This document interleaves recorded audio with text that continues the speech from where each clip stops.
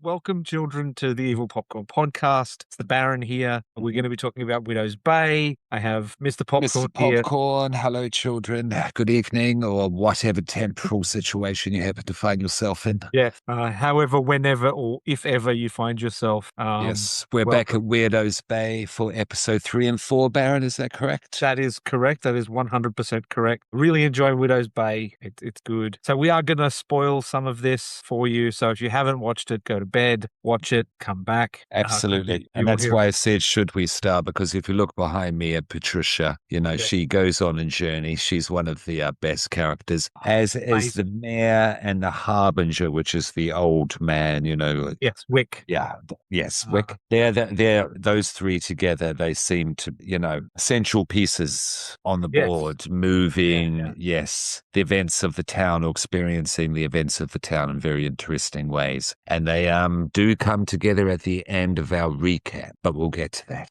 We've got a bit to get through before we get to that. But I'm all in. I'm all in 100%. If there's any doubt, they are well and truly cast off into the ocean. Yeah. One of the things that I will say up front that I've really been enjoying, because I've seen further now than Mr. Popcorn has, is I'm really enjoying the fact they haven't felt the need to do any stunt casting. There's no big name actors that have turned up just for an episode to bolster the ratings. It's they haven't got any names. It's all it's the same cast throughout, which is brilliant. I love it. Okay, question then, because I don't disagree, but this show is under the radar. Would you still agree? Yeah, it is one of the reasons that we are covering it there, Children of the Popcorn. Yeah. So is it to its detriment not having, say, a Danny DeVito come into It's Always Sunny and make it the iconic, property that it is? I think throwing in a name, significantly recognizable actor, unless they're playing themselves, I think would detract from the show. It would pull me out of the show. It'd be like, oh, look, Dwayne "The Rock" Johnson has joined the cast and he's playing a quirky boat captain. Well, not someone like, I know, but he has a lot of other baggage attached to him outside of being, famous Hollywood actor, Ethan. I know you were. But you don't think someone like, say, Michael Shannon, someone who has that kind of mysterious vibe about him to go with the vibe of the show? Honestly, so Michael Shannon would probably be okay because he'd be all right, wouldn't he? Actor. You could believe him as other characters. But I mean, they haven't done celebrity casting. No, they haven't done. Yeah, that's the best way to put it, definitely. And that would be off-putting. Yeah. And Danny DeVito is also an outlier because he's just a bizarro comedian, deviant himself at heart. Yeah. But there's a famous episode of Lord of the Thrones, no, Game of Thrones, where they cast a musician. It's Ed Sheeran. Ed Sheeran. And I remember seeing him in the episode going, oh, that's Ed Sheeran. Yeah, it was terrible. Pulled completely out of the episode. Absolutely. So yes. So what they have done with this show is they have cast primarily character actors who can play character. Yes, and drawing from the theatre, the stage, when we get to episode 4 in particular. Yeah. Episode 4. And it's a treat because it's very different to what we are used to. And I think that's what I am reacting to when I'm trying to work out not just the tone, it's more than that, the quirk of this show is because in part that we're being presented with acting styles that are different, presented to us by very good performers who are totally unfamiliar to me at this stage. Yeah. Or who inhabit the roles they're playing so you don't see them as who they are.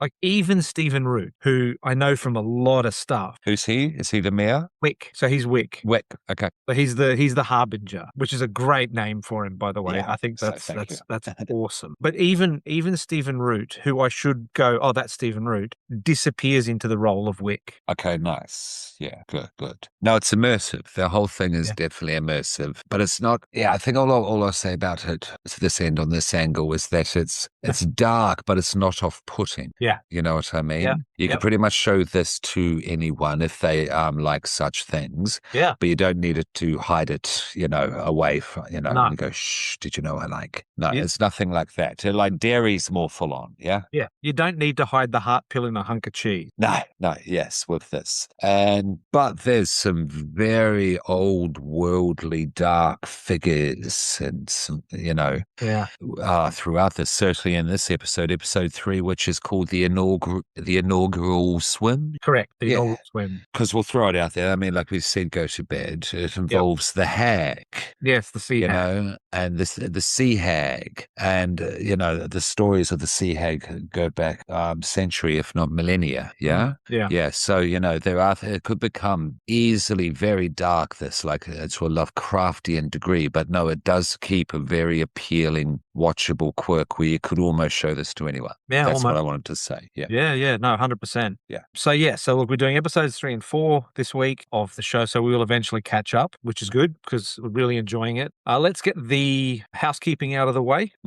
So the housekeeping for episode 3, as Mr. Popcorn said, it's called The Inaugural Swim. This was written by the same two people from the first 2 episodes, along with Neil Casey. Now, Neil Casey, people will know as the innkeeper on the island. So he is also a writer. He's written for Saturday Night Live and a bunch of stuff. So he's one of the 3 writers of episode 3. It has between the start of the series and now, the review aggregate has gone up from 7.7 out of 10 to 8.9 out of 10. The Rotten Tomatoes score has gone up from 94% to 97%, and there's only been about a 1% change on Metacritic. Well, yes, consistent.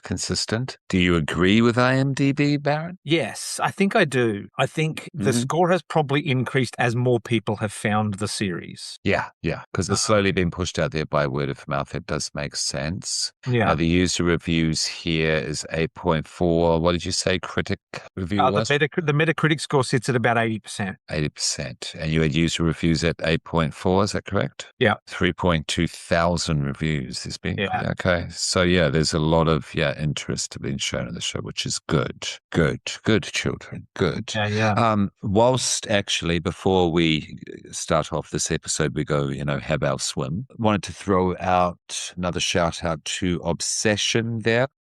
Yes. Still playing. Because, double check me on the facts there, Baron, because it's over 200 million now. Yep. Could you ever look actually what the figures are? Because I want to see if we are on the way to 300 million. But the point of digressing. Okay, so it outdid Paranormal at the box office, in the same span of time and relative to inflation when it came out, et cetera, all that's been taken into account. It is a bigger box office smash hit than Paranormal. That's in terms of, box office. And now as well, Baron, it's beaten the Blair Witch Project. Yeah. It's beaten the Blair Witch Project. Yeah. You remember that? That hit, that horror surprise, which changed everything. Yes. Obsession is in line to do that. Do you have $287 million? It is on the way to 300 million. It's on the way to 300 million, Baron. Again, children, if you do not know, this was made for roughly under $100 million. 750K it is. I've heard out there, Baron. Yeah. Obviously, that's the rough estimate. Yeah. And now, if people are interested as well, just so that you're aware, you can buy One Wish Willows from onewishwillow.com. And what was the price? It's $6.69, just like it was in the movie? $6.99. $6.99. Sorry, 69. Where's my mind? Yeah. And shout out to Backrooms as well. Yep. Again, doing extraordinarily well. It's going to be interesting to see what the sequel's going to be like. That seems to be greenlit and pushed forward. Obsession sequel, there's no news. He just says he wants to do a One Wish Willow anthology rather than a sequel to Obsession. He wants to leave Obsession as a one, which is perfect. Definitely. And Leviticus. Yeah, and that's it. Pretty sure that's done by another young person, maybe YouTuber. I could be wrong on this. That's fine. But that is again, could be wrong, but I'm pretty sure it's an Australian-American production about doppelgangers in a Pray the Gay Away camp. Yeah. Yeah, definitely. But please, let's get back to the show. Yes. Where was I? Word. Here we go. All right. So yes, episode 3.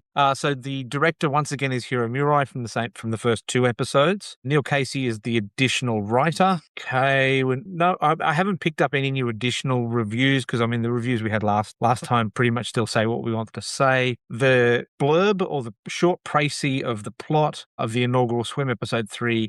Mayor Tom participates in the inaugural Willows Bay swim. After picking up a stranded woman, he has a conversation with Wick, and that night meets another woman who visits him in his home for a late night snack. Some of the townspeople tell legends with Tom about the sea hag. So this one kind of has what if the Ring was about a shark, or what if Jaws was about a woman with long black hair? So the Jaws and the Ring kind of smashed together. Absolutely. No, smacks of Jaws. This is definitely where, Yeah. the Jaws influence atmosphere comes into play, as you've pointed out from the beginning there, Baron. Yeah. And certainly the Ring, that's what I'm alluding to with the hag. Yes, Yep. because it's our man Wick calls her the hag. It's Yeah. specifically stated. And yes, she is a sea hag, but it's also playing on the shadow person hag, the hag of the shadow people, the man in the black hat, the tall man, to bring it into contemporary times as well. What's his name? Slender Man. He's Slender based on Man. the shadow people. He's a shadow person as well, because yes, it's a bit more humorously crude as she sits on someone's face. And crushes. Yeah. And It's a sexual suffocates them act. with their thighs. Yeah, Yeah.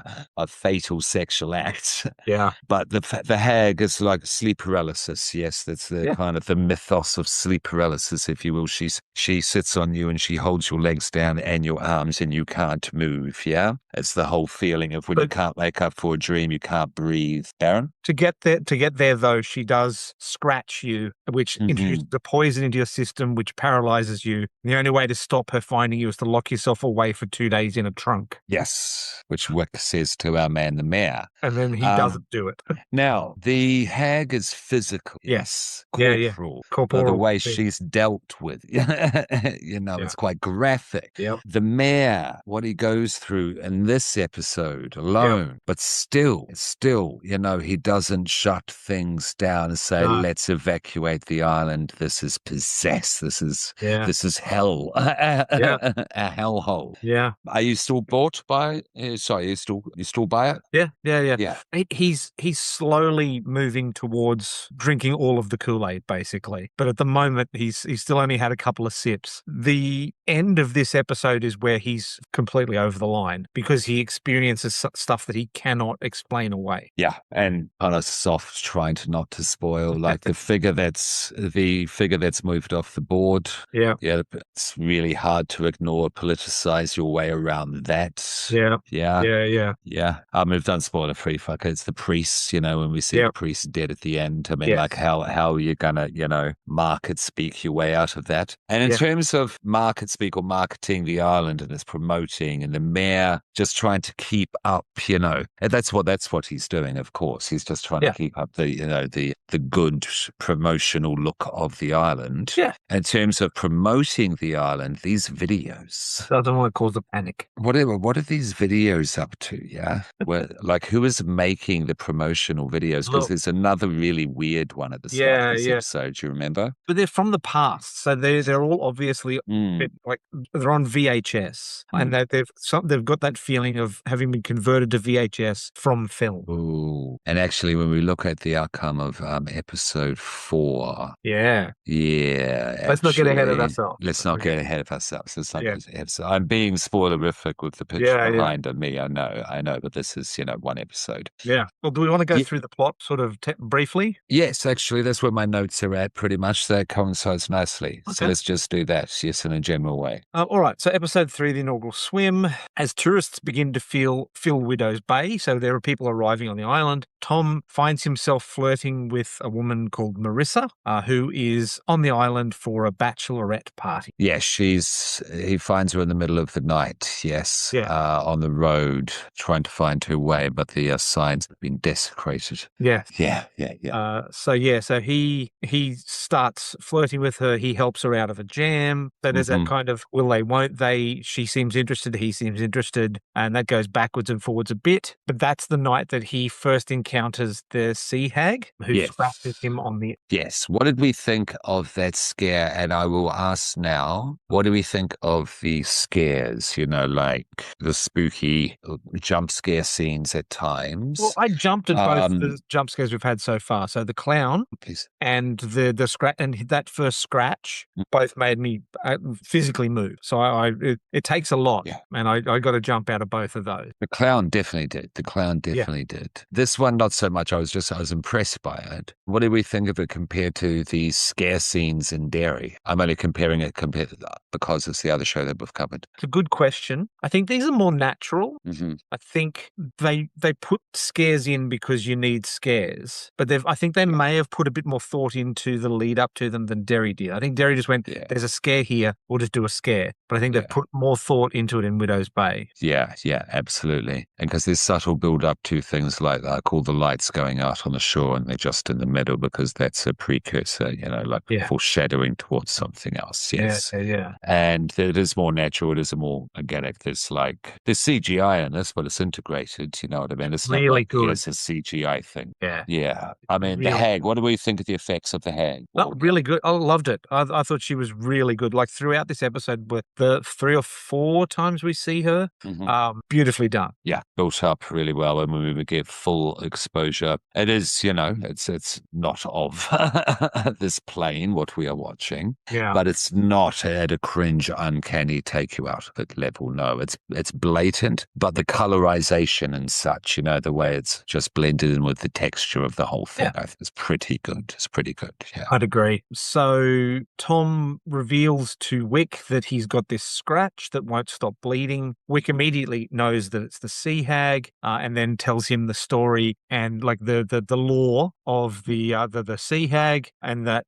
she scratches men to mark them and then can track them down to kill them because it's like the wasp thing where you get paralyzed and then the wasp does the thing and kills you, and the only way to stop her from finding you is to lock yourself in a trunk for 2 days to let the paralysis wear off. Otherwise, the sea hag will find you and clamp her thighs around your face and suffocate you to death. Yes, and it's Tom, the mayor. Yeah, Tom. Yes. Yeah, and Tom says, "I shouldn't have let you in my head. You're just fucking with me," which I don't blame him because Wick's mocking him, at the same time, and it doesn't necessarily help the situation 100% all the time either. No, but it's a great dynamic. Yeah, great. Yeah, no, it's a good double act, I think, between the two of them. Okay, so Tom then has a date with Marissa, but hold on. Before we get there, do want to mention, even though we have kind of covered it, the scratch. He's advised by the doctors, Tom, to not, jump into the ocean at sunrise when it's really cold. It's a way of starting off, opening up the beach for some sort. Is it the summer? Yeah. So it's a yearly ritual that they perform to show the people that it's safe to go swimming. Jaws. Yeah.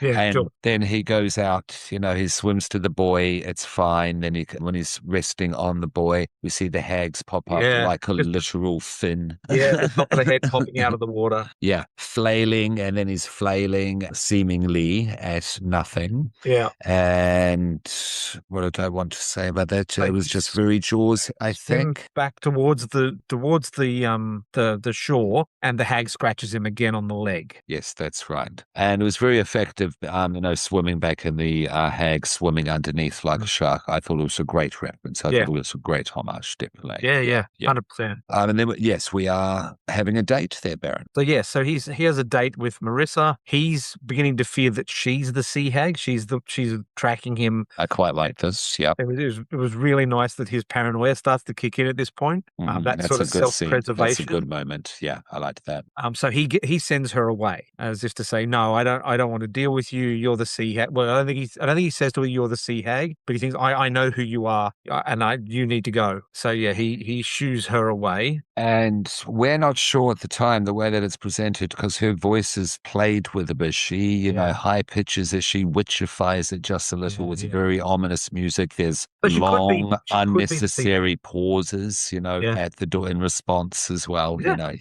she's a bit weird.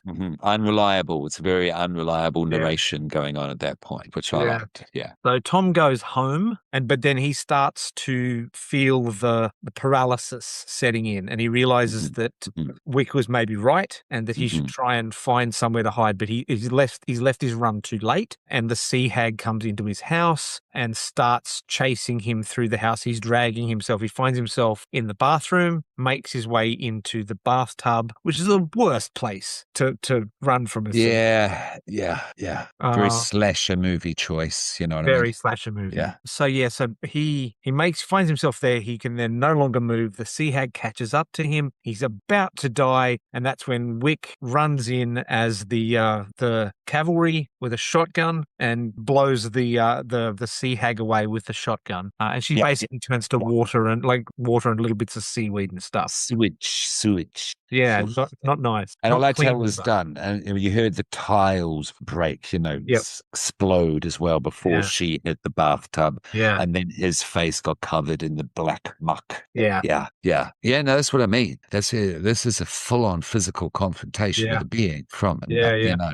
from wherever. And still like, no, just, I'm going swimming. This wasn't black Let's mold open the in a hotel. motel room. Yeah, yeah. No, it's but you believe it. You believe Yeah. him. Yeah, no, Yeah, yeah. you believe him. Now, our B plot in this episode is Bryce, the son, finds a mysterious well in the woods. Hmm. No, not Bryce. Not Bryce. No, Bryce is the pastor. It's the pastor, the Yeah. priest. Yeah. They finds the mysterious well in the woods. Yes. Tom's Black son, Evan. ominous well. Oh. Yeah, yeah, good sound design on that, actually. So, yeah, Tom's son, Evan, and his friends befriend a pair of girls visiting from Boston who are shocked to learn that Evan has never left the island. So now we're starting to build the mythos of the family, his family there now. So we now know, based on what's happened in previous episodes, that Evan cannot leave the island without dying.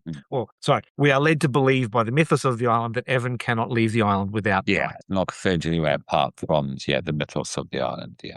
So then we cut back to Bryce returning from the woods. He warns. So he comes upon the kids all having a chat and warns them that evil resides on the island, and then runs into his church. Mm-hmm. Then the sheriff puts out a request for backup at Patricia's ongoing sunset cocktails party, saying that chaos has ensued that we won't see until the next. That's right. Yes, they set it up there, don't they? Yeah. So episode 3 and episode 4 are happening at the same time. That's yeah. That's nice. So we've got like an A, B, C, and like D plot happening in this episode, but like the C and D plot we won't see until the next episode, episode 4. This shines a bit more of a light or a bit more layers or complexity, perhaps, to the folk horror elements that are going on. Yep. Basically, is what's happening here. Yeah. That's really being established, certainly by the end of our next episode. Oh, yeah, for sure. Yeah. Well, with that in mind, let's go to episode 4. Yeah, let's do that. Episode 4. Jump to, I'm good. Beach Reads is called Beach Reads. We have once again the same writers, the same 2 normal writers, but we have a third writer who has been added by the name of Mackenzie Dorr, who was one of the writers on the TV show Lock and Key, which I really enjoyed. Heard of it. That did very well. Yeah. It was great. I wish we could have had more of it. That's a Joe Hill thing, and also a writer on Marvel's Wonder TV series. Okay. Joe Hill. Nice. So Samuel Donovan is the director of this episode. He also directed episodes of The Crown, Utopia, and a TV show I want to track down called The Living and the Dead, which looks like a sort of Western zombie kind of show. So I might have to track that down. I think I've heard of that. So yes, Beach Reads. So the very basic plot is Patricia, who is played ably, of course, by Kate O'Flynn. Patricia, she's put on a cocktail party at the Salty Whale, which is the town pub, for the tourists' arrival with the aid of a self-help book that she's found. She convinces Dale to DJ and Rosemary to be supportive, but things still go horribly wrong, and she realizes eventually that the self-help book is not particularly helpful. So Mr. Popcorn has put up a picture there of Patricia, as I said, played by Kate O'Flynn. Since we're starting, a coverage of a new episode here, I'm just going to start off my general thoughts. Yes, please. With Patricia Flynn here. What's the actor's name again there, please, Baron? Patricia Flynn, played by Kate O'Flynn. Patricia sorry, Patricia, played by Kate O'Flynn, made Yes. the episode. This is my favorite episode by far. This episode rules, largely because of her performance. Incredible performance. As I said earlier on, yeah, Elaine's got competition. Elaine has competition. Yeah, Yes. this episode's great, and she rules. Yeah, yeah. Okay, I'm going to shut down that page with one which Willow's on it because it keeps getting in the way. Alrighty, so now I'll just sorry a little bit of trivia for episode 3 that I missed. Oh no, we did it. Episode homages the movies Jaws and the Ring. A little bit of trivia about this episode. There is a self-help book, as we mentioned, that Patricia finds. The author of the self-help book is Lucy Fours, as in Lucifer's. I didn't spot that. Thank Yeah. you. That's good. That's There good. are several references during this episode to a serial killer from the island's past called the Boogeyman, who stalked and killed several teenage girls. This is likely a reference to like Halloween or Friday the 13th, but there is an episode later down the track that you haven't got to yet that this comes to a head. So it's quite nicely done. Hold on. Let's just pause for a second here. If I might be witnessing a pattern, it might be obvious to others for sure. We have Jaws with episode 3. The first, you could say, The Fog. Yeah. 2, I'd have to think about. The Shining, 1408. Yeah, there you go. So, do you have one for this? Or should we Halloween. discuss that? Oh no, for this episode, I would say think about the end. Carrie. There's folk Wicker horror. Man? Yeah, a little bit. It does lean towards that as well. Maybe it's the mash between Carrie and Wicker Man. Yeah. There's those folk horror elements folk horror elements were being set up in episode 3 for the beach reads. Yeah. As well. Yeah. And so I think that seems to be a stylistic thing that they're doing. Yeah. But it's not overt. It's not overt. It's not in your face. Yeah. So yes. So there is a payoff to this episode down the track as well. So yeah. Alrighty. So let's get into the actual plot. And then we'll rate both at the end. Yeah. Yes. Yeah. Cool. And I have one suggestion as well. Please. But I'll do that at the end. All right. Yeah. So for 4 days prior, so there's a little bit of a flashback here at the start of this episode. 4 days prior to the Sunset Cocktails Party, Patricia discovers a self-help book in her mobile library's donation bin, which encourages her to plan the perfect party to prove her social worth. Yeah. And thinking on it now, having watched the episode again today, in the mobile library, she's just staring at a sports match, I think it is. Yeah. And no one's coming into the library or paying attention to her, the fact that she exists. And she's just sitting there with a forced smile. Well, a blank, pleasant expression akin to the look of a grown-up twin from The Shining. Yeah. And this sets the tone for her character. Oh, yeah. It's definitely her character. Yeah. So she has a failed attempt to socialize with some of the women that she went to high school with because they don't like to talk to her because they believe she lied about being stalked by a serial killer known as the Boogeyman who murdered 2 other girls, but that her story is widely disbelieved. Like a lot of people think she made it up. She was lying about it, whether it was she was lying about it to seem cool or lying about it because it was her. Like there's a number of different stories that kind of float around and none of that is text. It's all through the interactions with her and her friends. Absolutely subtext. Yeah, you can tell that some of her friends think maybe she did it. Some of the friends think that she was trying to big note herself. It's beautifully performed. It really is. We don't know the full extent. We don't know the full history of what happened between her and the girls regarding her and the girls in this past horrible incident. Yeah. So we take it because it's presented on in that way on the first layer as almost a class thing. She's a weirdo. She's poorer. She's not as ugly. She's not as hot. She drinks red wine when everyone else is drinking white. Yeah. Then later on we go, oh, okay, no, I understand where the bitterness, the acid is being spat from. Yeah. Alrighty. So the cocktail party actually starts pretty poorly with very low attendance. Like there's only her and the DJ, and I think That's one other crazy. person there. No. She's crazy obsessed to get this party. Yeah. She's soon as she sends it out by email, she's drawing plans, elaborate plans, like she's trying to rob a bank in Yeah. Ocean's 11. She gets who is it? Excuse me. Is it Dale. Derek? Dale? Dale. Yeah. And he sounds like his name, Dale, to be the He DJ. looks a bit like Stephen King, Sure. Yeah. in my opinion. Stephen King, though, but with no fashion sense or whatsoever. Yeah. This guy's made to look really intently Yeah. Ooh, dorkish. Yeah. Stephen King crossed with Stephen Merchant. Yeah. There you go. There you go. He's a weird, Point. tall, gangly guy. But point being, Patricia has a playlist to choose from, and there's every song she's ever heard, 800 songs. Yeah. 800. So, but the tourists begin to trickle in to the party. So she starts serving punch, and she quickly becomes the center of attention. She's on the verge of crashing out at any moment, not in a violent, aggressive way, but in a make a scene. You've got to console her for the next 3 hours, to 3 weeks, way. That's the kind of vibe she puts out. Friendly, but like 5 minutes and you're done. Yeah. So we do see some really nice temporary flashes of what's actually going on. So throughout this, most of what she is experiencing is a delusion. So she's in her delusion, she is wearing a nice little shiny tiara on her head, whereas in reality, behind Mr. Popcorn is what she's actually wearing on her head, which is this series of weird antlers on a crown. And there could be like a live animal head on top. You can't actually make it out. We'll get to it, but it's not a crown for a princess. It is the horror crown. Things get a lot more gory and goopy and fleshy, visceral, rather than 1980s prom queen, which she's trying to play out through her unique dancing styles. Her delusion is quite wonderful in this.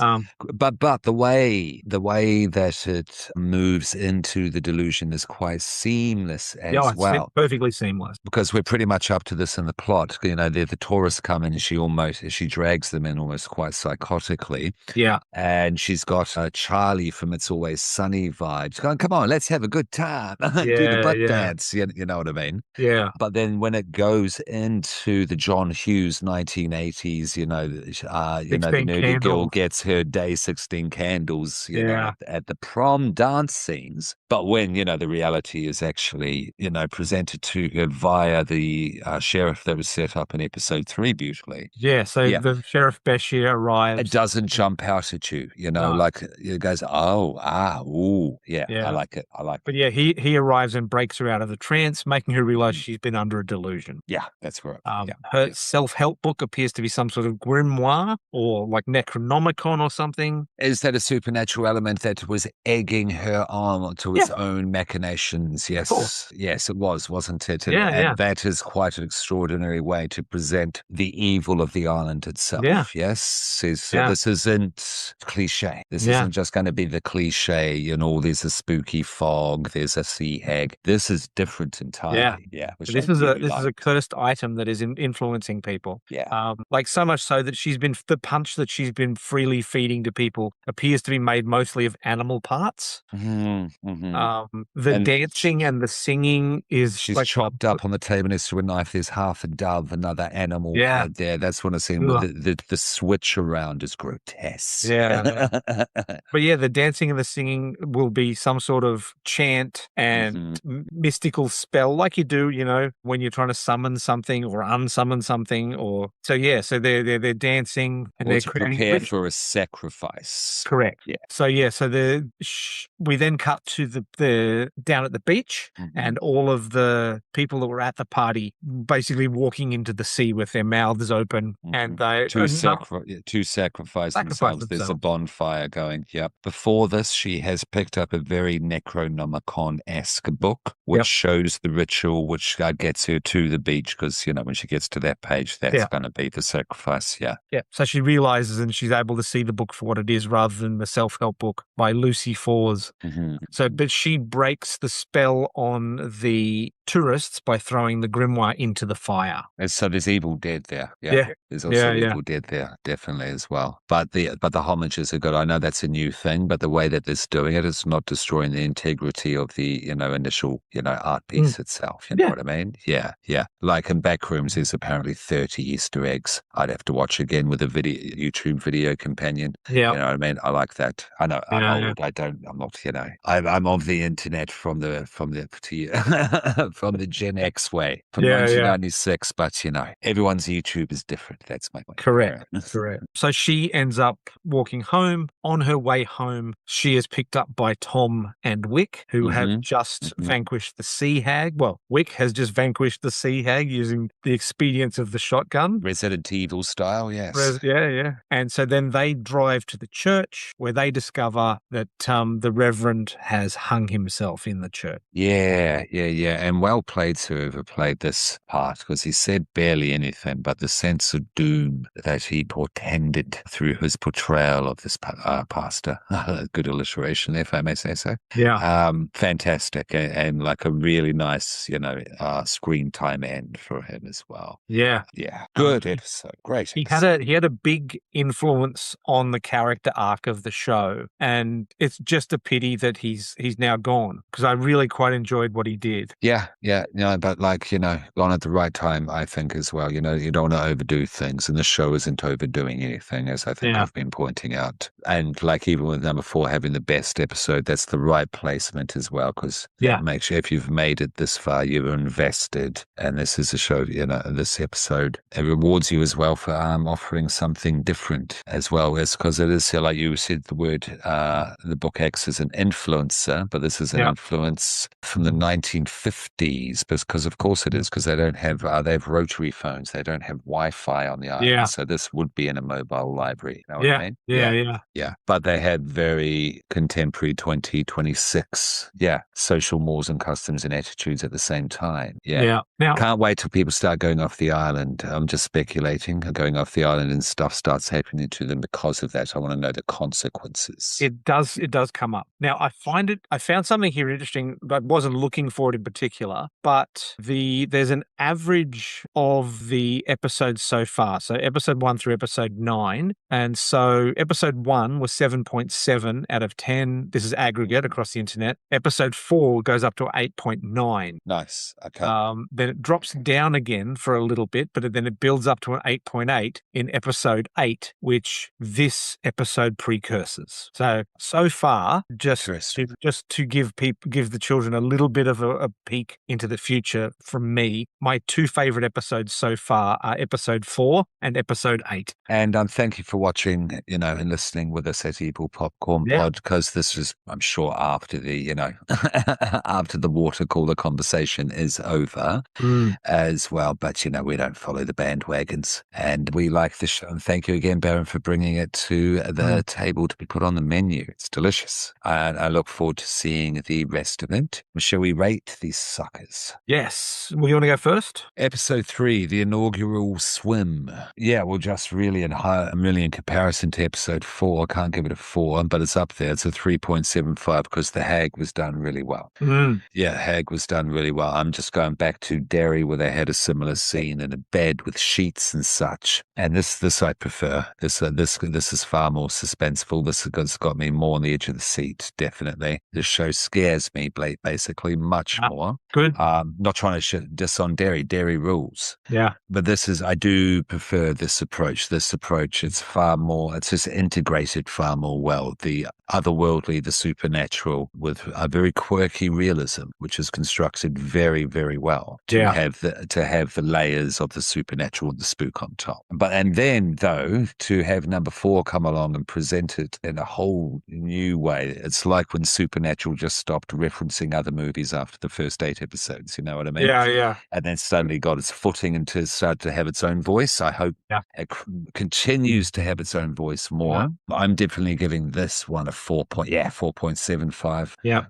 It's not quite a 5. It's not there yet. I hope it gets there. But I loved Beach Reads. Yes. Yeah, Beach Reads was very good. Yeah. Barrett? Look, I'm pretty much identical to you in this instance. Okay, cool. So episode 1 through episode 4, I am at a solid 4.5 across the whole series. I haven't been As writing mine down. I realize that I have to go back. but episode 4 has brought that average up. Mm-hmm. Oh yeah. Same. Whatever it is, same. Definitely. This has got me as a fan, which is good news as well because season 2 has been confirmed. Yes. Yes, season 2 Can't is being wait. confirmed. Good. I was worried if this would just go too under the radar and get cancelled because it was too under the radar. So well done, children. Well done. Correct. Shout out to Colours of the Dark, Rebecca McKendry and Eric McCain. They do a lot of promoting of this as well. Okay. What would you like to do now? I've got a new How are you suggestion. feeling? I've got a new suggestion. We've only got 3 episodes of it so far, but the new Apple TV show Cape Fear I thought about that today. Yes, Javier Bardem. Oozes menace. Oozes menace. But beautifully performed as well by Amy Adams and Patrick Wilson. Sent help, Amy Adams? Yes. Patrick. And Patrick Wilson. Come on. Their kids in it are great, but the core of this show is Javier Bardem's Max Cady, who is just Skeletor evil. I have not seen the original from the 50s or the 60s. So there was Cape Fear was in the 60s. Then there was another one in the 80s. With De Niro. Also, was that the 80s? Max Cady. Oh, let's have a look. I thought it was the 90s. But I was a big fan of that. I was a big fan of De Niro's Cape Fear. Oh, 91. Okay, so it was 1962, 1991, and now 2026. And 91 is Scorsese, and Scorsese is an executive producer on this one, this TV show? Correct. Yeah. Who directs the show? Is there a showrunner of note? So this is, let me bring it up. Adam. And the TV shows do well for us, Barrett. So yeah, if you're keen, I'm in basically. Yeah, because I do watch the show. Good. It's very good. As Apple again, yeah? Yes. Yeah, can't deny it. Like, They do good work. Okay, so directed, looks like it's a director's room, so it's a new director each episode. Yeah, okay. So the first 2 episodes that I've watched are directed by Morton Tildum and S.J. Clarkson. Different writers for each episode. But who's the other producer aside Scorsese, please? Let me bring it up. Just trying to get an overall creative tone. Amblin Television. Okay. But yeah, no, down. Yeah, okay. But did you want to do did you have a recommendation? Would you want to do a recommendation and plugs? Like a recommendation and plugs? Well, look, I'm going to recommend Cape Fear. Yeah, okay. perfectly honest, it's really good. Yeah, totally. So okay. Look, and my usual plugs, Act React, Improv Queensland, Supernova, IFWG Publishing, and find me and Damo on We're Not Twins or Not Twins Brisbane, where we put up stupid videos. Yeah, cool. And sorry not to rush there. You're right, it's all good. I just have tired, spent a day in front getting the audio out there. Children, do check out the audio. There is lots there. 3 episodes and 2 reactions drop today. Video is coming. Yeah. Definitely. What am I going to recommend that out there? Yeah, it happened. Just shout out, Kat. Thank you for the recommendation. We did a little watch along of the first episode of Schitt's Creek. Never seen it before, Baron. Do so love Schitt's Creek. It's yeah. No, I'm in. Catherine O'Hara and Eugene Levy. Catherine O'Hara just being an older version of the Beetlejuice mum, basically. Yeah. And Eugene Levy, the eyebrows are on point. Yeah. It's got his son, who is Sean hilarious. Levy. His daughter, she's just in one scene as the waitress so far, but fantastic. Very Arrested Development, if you like your Arrested Development, because that's what I picked up straight away as a comparison. I just look forward to seeing the rest of the kooky characters in this town, which is Schitt's Creek. If you've been on the fence, if you've heard lots of horror influences, wondering why the hell they like this show, I can't explain it, but I get it after one episode. I mean, they're effectively living in the Bates Motel. Yeah, but it's without any of this, like the horror stuff. You could put this on at 6 o'clock. Yeah. You know what I mean? But it will appeal. Like if you're ever stuck at Thanksgiving America and need something to watch with the family that won't drive you mad, put this on. It's that kind of show, Yeah, definitely.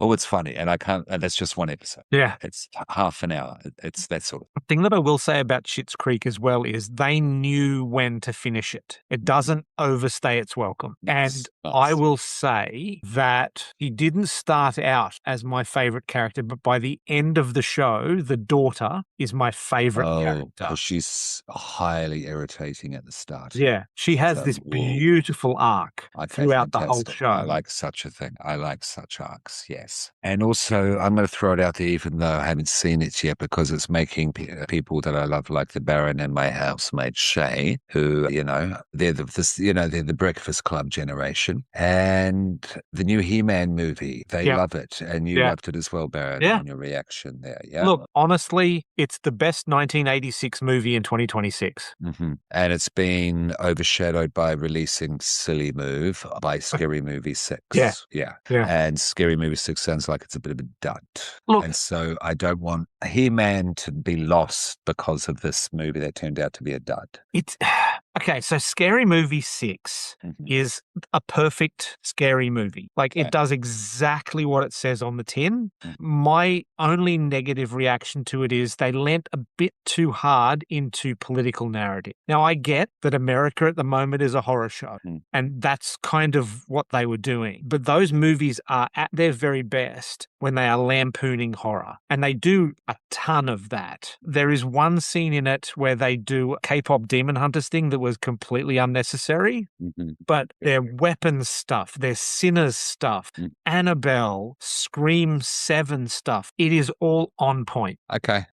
Well, the one question I ask, because again, I haven't seen it, so I may be speaking out of turn or whatever. As a comedy fan and as edgy comedy fan, when you say things like "we will cross every line," when you're going to make that kind of statement and take that stance, and I hear they do not at all cross anything, that's a little bit of false advertising as well, because it is, as much as a horror satire, it's a raucous, raunchy comedy as well. They're known for that as well, and they did lean heavy into that.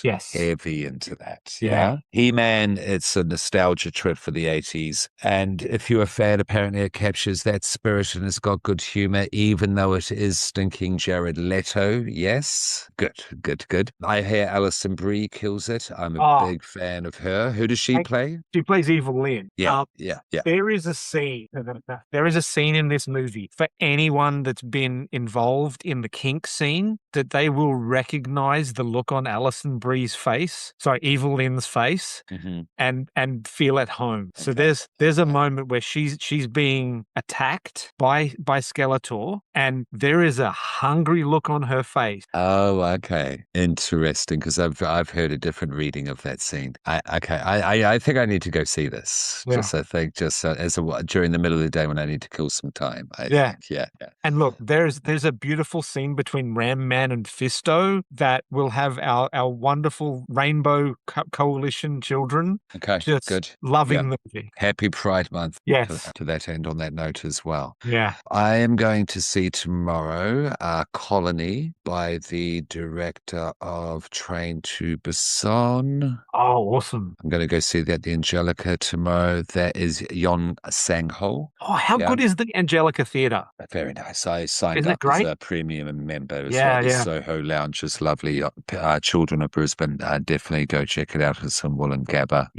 Shout out to the New Farm, Elizabeth Theatre, all the nice theatres out there. Brisbane's doing actually all right. If you have a look, if you travel around a bit, there's some nice ones out there. And I will always plug Evil Corp and Escape Manor. Evil Corp, we've redone The Magician's Secret. I'll speak bluntly, it's way cooler than it used to be as well. There's a really nice trippy, fairy, psychedelic aspect to it. That's all I'll say without further spoilers. And at Evil Corp as well, keep an eye out around September. Come each week, please. But keep an eye around September. The Grand Guignol, I'll never be able to say that correctly, but you know what I mean. Grand Guignol, GG. That is happening. It will be put on. So if you're listening to this and if you are an artist who likes the darker side of performance and you have an illusion magic show, trick act that you'd like to show off, get at me at Evil Popcorn Pod. Go through the podcast. Yeah. Through the Follow us there. podcast will be promoted through. Yeah, and that's me, Baron. Yeah. You did mention Backrooms as well before. While it did cost significantly more than Obsession to produce, it may still also cross the $300 million mark for a $10 million film. Fantastic. So let's keep it up. Like, we had some Oscar nominations. Let's just make it like undeniable now. But be like Curry, be like Kane. Yes. Like, don't take, I understand it's a lot of money, but don't take the gigantic bag to just have small little, pocket purse of satisfaction left at the end. They've said no, they're doing, what they want to do carrying forward. And you can just build an industry based on that where everyone gets paid. So these little disputes about these films, they didn't know they were going to explode like this. They're trapped by contracts. I 100% believe Curry and his dad, Joe Barker, if you don't know him, check out Curry's dad. He's a legend. They would just be dishing out money like they're rappers after a big show. Yeah.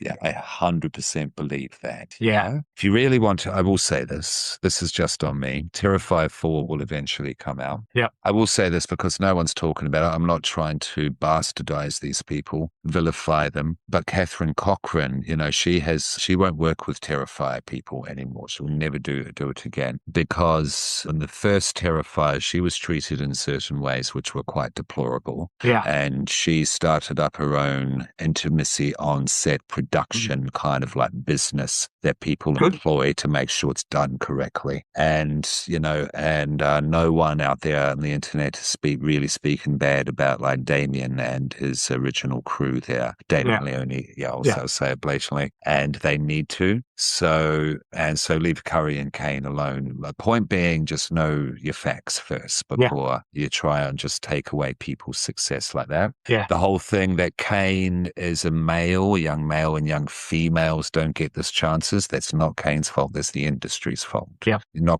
can't take Kane should happen to the whole industry. Yes, it should happen to the whole industry. So go support this so this can become the norm, basically, for anyone involved. Yeah, if they come up with dope ideas like this. This is just me saying this, but yeah. Because it's a thing out there, Baron. I see it all the time. 100% it is. Such a thing, yeah. Because could get us away. I mean, like, keep your blockbusters and such. You keep your superhero films, keep your Project Marys, but allow this industry to flourish alongside with it. Because all a high tide, raises all boats. Yeah, yep, it does. Yeah, precisely. Yeah. That's me. That's my PSA. I 100% agree. Thank you. So, yeah. All right. Well, I think that's us then. Yeah. No. Good. Nice episode. We'll be back with more. This will be out on audio very soon. Video coming, but we'll just keep up the audio on a regular basis and regular. We will indeed. Just dropped a whole bunch. So on your commutes, you've got plenty to listen to. Yes. Yeah. Get us in your ear holes. Yeah. So I'm going to. What am I going to do? I am going to go towards Resident Evil. I've been playing Resident Evil. I'm going to go get go eat some undead popcorn with Resident Evil 1, Baron, the game. Nice. Yeah. Yourself? You tired? I am going to go to bed and read another chapter of Robert McCammon's Swan Song, which may be a better version of the apocalypse story than The Stand. Big words. Yeah. Let's get back to us. Books are good. Books are good. I've always finished 1984. Books are good. Yeah. All right. Go to bed, children. Go to bed. Oh, I love it when you're evil. This is me at my most evil. Do your evil laugh.